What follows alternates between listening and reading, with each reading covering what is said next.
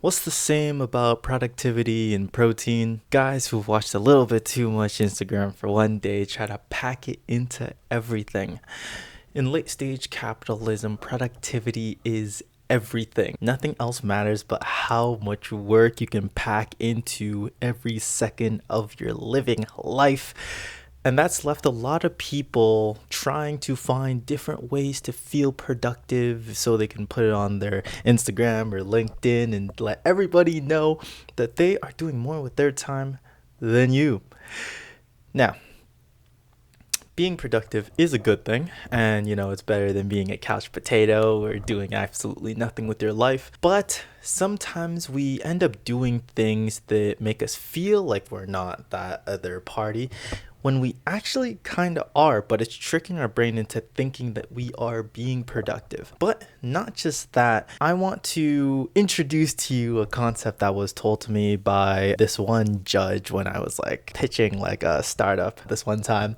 And I'll tell you about that in a moment. But then also, what do we do with all of this and with productivity culture, and we make sure that we regulate in a way that we don't end up on either side of the spectrum. My name is Mr.Yyetti, and I believe that the way that we conduct our business is the same way we conduct our personal lives, and vice versa. And I have been trapped by the productivity machine quite a few times in my life. I'm entrepreneurial, so I end up having something on my feed at some point telling me that the person the same age as me and with the same amount of education, maybe even less, is making millions of dollars because they wake up at 5 a.m. and I wake up at 9.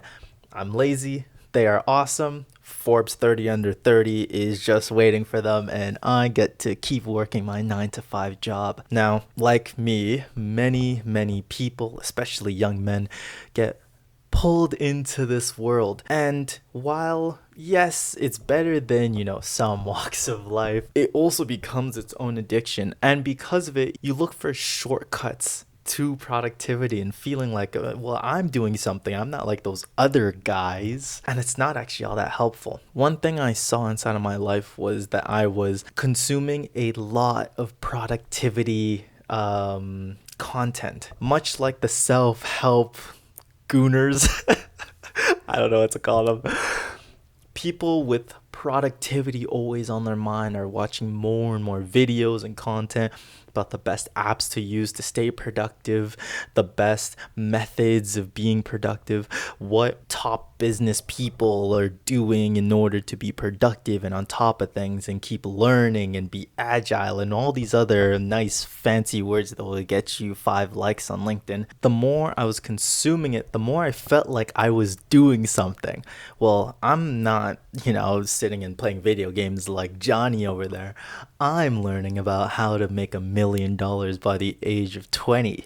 Yes, I'm 23, but I'm just a late bloomer. This pursuit of being hyper productive leaves us just learning about productivity and never actually doing anything with it.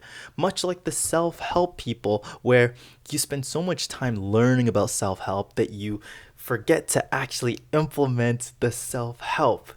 And you're just in this constant cycle of learning. And learning is great, but at some point you have to do something with it. And this takes us to the advice that I was given by this judge.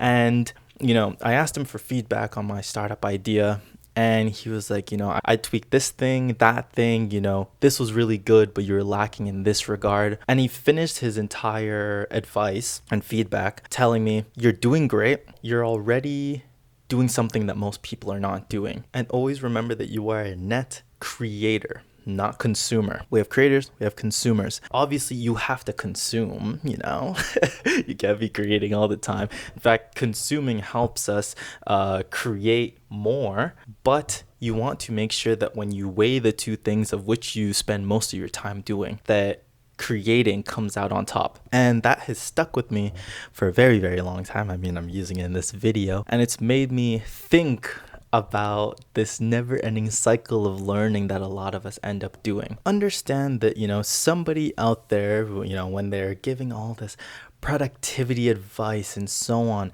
it's impossible to know whether they are actually employing it, right? And That's a big topic for maybe another video. What we need to understand is the idea of marginal benefit. And it means that as we consume more and more, the value of the next consumption is less valuable than, when we came.